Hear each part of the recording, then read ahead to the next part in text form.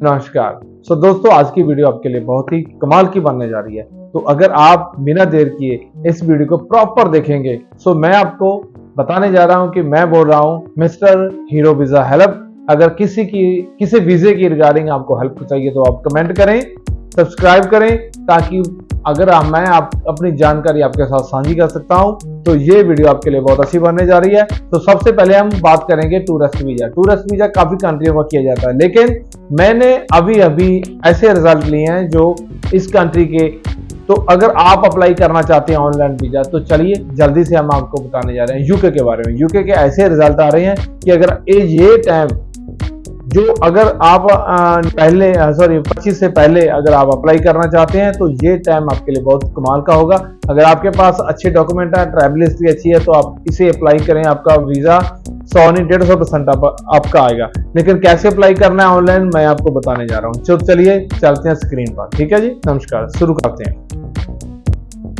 सबसे पहले हम यानी क्रोम पर आएंगे तो उसको वेबसाइट भरेंगे, UK visa, apply to UK visa. तो सबसे पहले रैंडमली एक वेबसाइट को क्लिक करेंगे। उसके बाद हम थोड़ा नीचे आएंगे, जहाँ पर सभी बताया जाता है कि अगर आप वीज़ा की वो पता करना चाहते हैं तो उसके बाद नीचे आएंगे।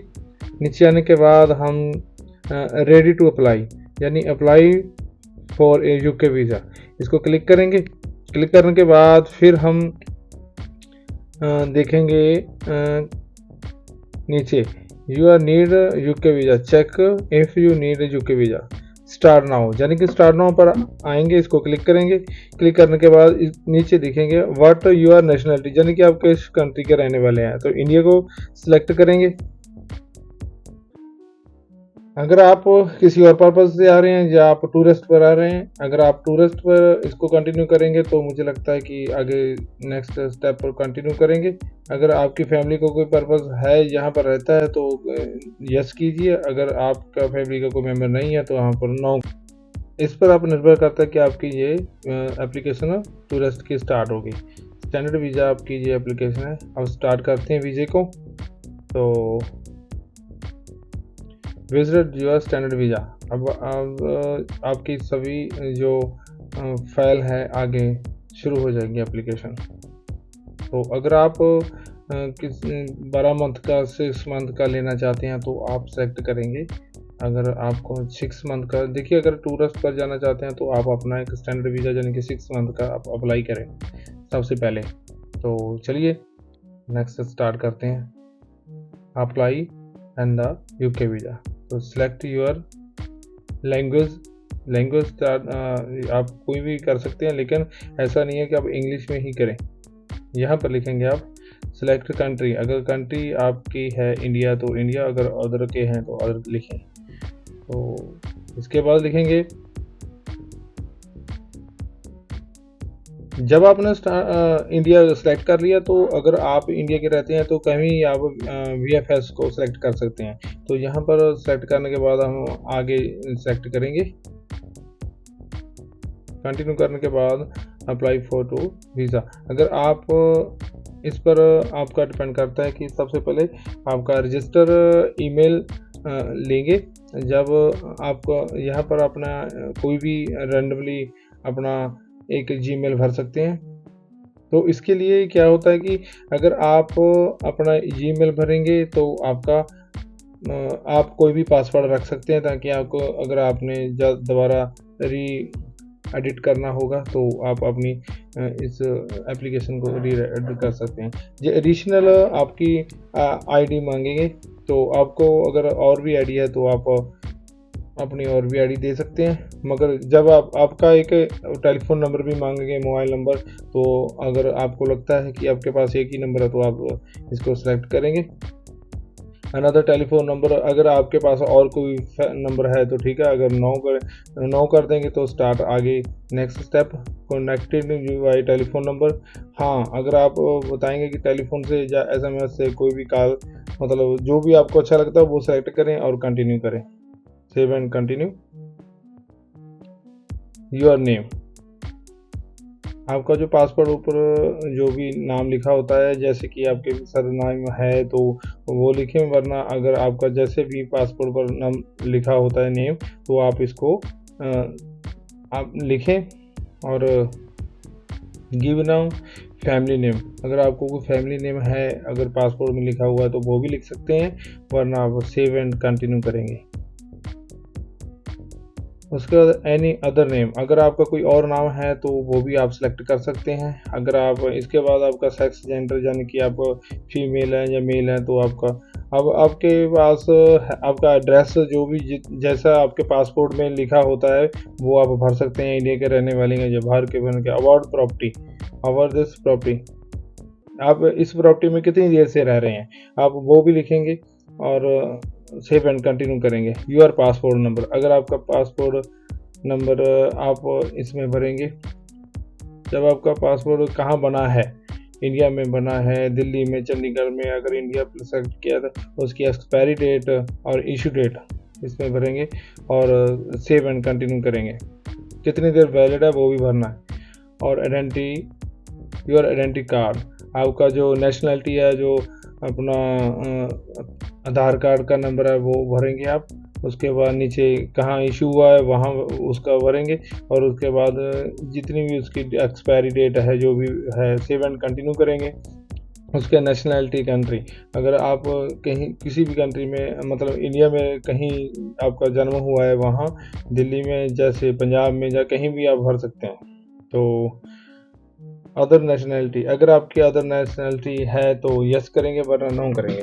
एम्प्लॉयमेंट स्टेटस, अगर आप सेल्फ एम्प्लॉय हैं या आप जॉब करते हैं तो उसके अकॉर्डिंग आप मैं उसे सेल्फ एम्प्लॉय, आपने अपनी कंपनी का नाम मेंशन करना है, कहाँ कहाँ रजिस्टर्ड है और क्या अपनी कंपनी का टेलीफोन नंबर क्या है। तो अगर उसके बाद कितनी देर से आप काम कर रहे हैं, तो आगे आप इसे कंटिन्यू करेंगे। आपकी जॉब क्या है, आप कितना कमाते हैं, आप इस बॉक्स में भरेंगे। आपकी जॉब क्या है, आप काम क्या करते हैं, आप ऑनर हैं या टीचर हैं, जो भी एबीसी, मतलब सेव एंड कंटिन्यू। ये पूछ रहे हैं कि आपके पास और कोई इनकम सोर्स है, अगर आपके पास है तो जस्ट करती है, वरना नो करके कंटिन्यू करें।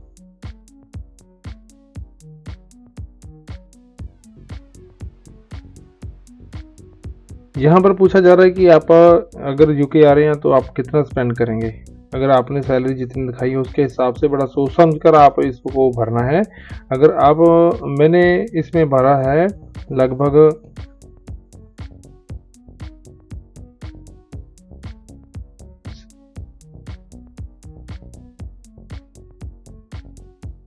सबसे पहले आप इसको आईएनआर में या तो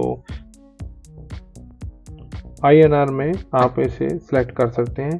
तो अगर आपको लगता है कि आपकी थोड़ा सोच समझ कर भरिए आप, क्योंकि ये आपको पूछा जाएगा कि अगर आपको लगता है कि आप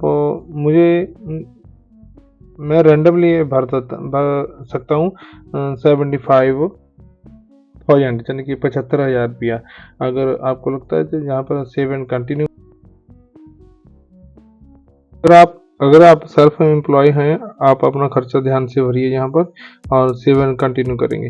अगर आपका नेक्स्ट स्टेप पर अगर आपका कोई नेक्स्ट कोई और खर्चा करने वाला है तो आप इसे नो करें, और वरना अगर खुद करने हैं तो यस करें। यहाँ प्लान योर ट्रेवल, अगर आप जिस डेट से आ रहे हैं आप इसे ध्यान से भरिए और ध्यान से डेट भर कर आगे सेव एंड कंटिन्यू करेंगे। अगर कोई भी भाषा आप चुनना चाहते हैं तो चुनें, लेकिन मैंने तो इंग्लिश क्लिक किया। Mention your reason of visit, आप विजिट क्लिक करके टूरिस्ट क्लिक करके आगे आप क्लिक करें। और अगर आप किस कंट्री में विजिट करना चाहते हैं, आपकी एक्टिविटीज़ क्या हैं, आप इसे प्रॉपर लिखेंगे। ये बहुत इंपॉर्टेंट है, ये आपको वीज़ा दिलाने में बहुत हेल्पफुल रहेगा।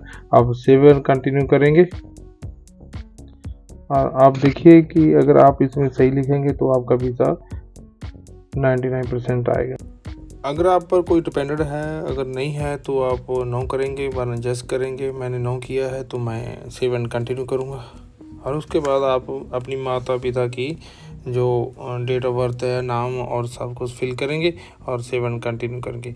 और फिर फादर का नाम वगैरह सब कुछ, डेट ऑफ बर्थ वगैरह फिल करेंगे और सेव एंड कंटिन्यू करेंगे।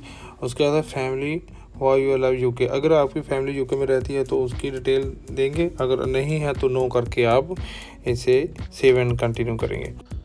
अगर आपकी फैमिली का कोई मेंबर यूके में रहता है तो यस, वरना नो करके आगे बढ़ेंगे। और उसके ट्रैवल अनदर पर्सन कोई है और अगर नहीं है तो नो करेंगे और आगे बढ़ेंगे। आपके पास कोई होटल बुकिंग है जो आपका रिश्तेदार है, उसके अकॉर्डिंग आप उसमें डिटेल भरेंगे। अगर आपका होटल है तो होटल की डिटेल भरेंगे, सेव एंड कंटिन्यू करेंगे। तो अगर आप ऐसा करेंगे ध्यान से थोड़ा सा, जैसे कि आप सबसे पहले आप होटल बुकिंग करेंगे, यूके ट्रैवल हिस्ट्री अगर पहले आए हैं तो यस करेंगे, वरना नो करेंगे तो आगे जाएंगे। सेव एंड कंटिन्यू करेंगे। एक बार किया है ट्रैवल, 2 बार, जिस भी अगर यूके में डिटेल ऑफ योर ट्रैवल, अगर आप किसी और कंट्री में जहाँ जहाँ गए हैं उसकी ट्रैवल फिल करते हुए ट्रैवल हिस्ट्री और आगे सेव एंड कंटिन्यू करेंगे। वर्ल्ड ट्रैवल हिस्ट्री, अगर आपकी और भी किसी कंट्री की वर्ल्ड ट्रैवल हिस्ट्री है तो आप इसको क्लिक करेंगे, वरना मेरी तो 5-4 की हिस्ट्री बनी हुई है, कंट्री गया हुआ हूँ, तो मैं तो उसके अकॉर्डिंग बाद में करूँगा, वरना इसमें मैं नो करके सेव एंड कंटिन्यू करूँगा। और उसके बाद है इमिग्रेशन हिस्ट्री, अगर आपके पास कोई ऐसा प्रॉब्लम आई है इमिग्रेशन में तो आप इसे जस करेंगे, वरना नो करके सेव एंड कंटिन्यू करेंगे। तो ये तो कॉमन होता है कि अगर आप नो वेजेस, अगर इमिग्रेशन लॉ आपने तोड़ा है तो यस करेंगे, वरना नो करके सेव एंड कंटिन्यू करेंगे। इस पर क्या होता है कि आई हैव कोई भी क्राइम किया है, अगर यस करेंगे वरना नो करके सेव एंड कंटिन्यू करेंगे। एक्शन, अगर आप किसी भी ऐसे क्राइम में आ चुके हैं तो आप यस करेंगे, वरना नो करके आगे बढ़ते जाएंगे, सेव एंड कंटिन्यू करेंगे, एग्री करेंगे।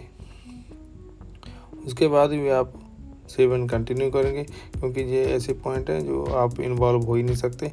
एम्प्लॉय हिस्ट्री, अगर आप आर्मी में या किसी भी ऐसे महकमे में रहे हैं तो आप इसे यस करें, वरना आप अगर नहीं है तो नो करके आप आगे बढ़ेंगे। अगर आपकी कुछ भी अपनी कोई इंफॉर्मेशन रह गई है तो आप उस बॉक्स में देंगे और सेव एंड कंटिन्यू करेंगे। जी, आपका सारा जो फॉर्म फिल किया है सभी आ गया है। अगर आपने इसे थोड़ा एडिट करना है तो कर सकते हैं, वरना सेव एंड कंटिन्यू करके आप आगे बढ़ेंगे। अब आगे हैं डॉक्यूमेंट मैंडेटरी, जो डॉक्यूमेंट अगर आपने लगाने हैं जो मैंडेटरी हैं आप ध्यान से देख लीजिए।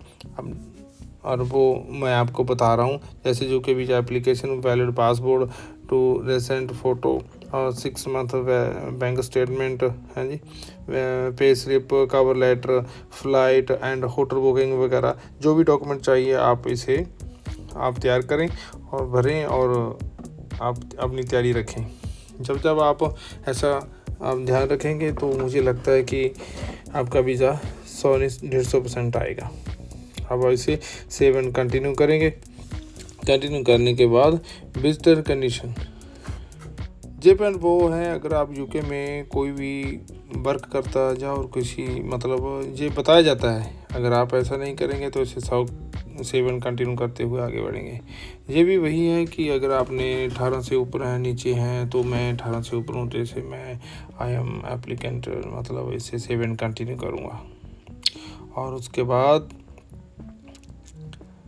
वीज़ा ऑप्शन, आप कौन सी मतलब कैटेगरी का वीज़ा लेना है, 6 मंथ का लिया है तो आप इसे सेव एंड कंटिन्यू करेंगे। और उसके बाद स्टेट, जब आप 6 मंथ का वीज़ा अप्लाई करते हैं तो आपके जो पेमेंट की ऑप्शन आ जाती है, आपको जब आप इस पेमेंट को पे कर देंगे तो उसके बाद आपकी मतलब जो बायोमेट्रिक की डेट आप ले सकते हैं। अगर आपको वीडियो अच्छी लगी तो लाइक, शेयर, कमेंट जरूर करें, हमें पता चलना चाहिए कि आपको ये वीडियो अच्छी लगी। ठीक है, थैंक यू वेरी मच।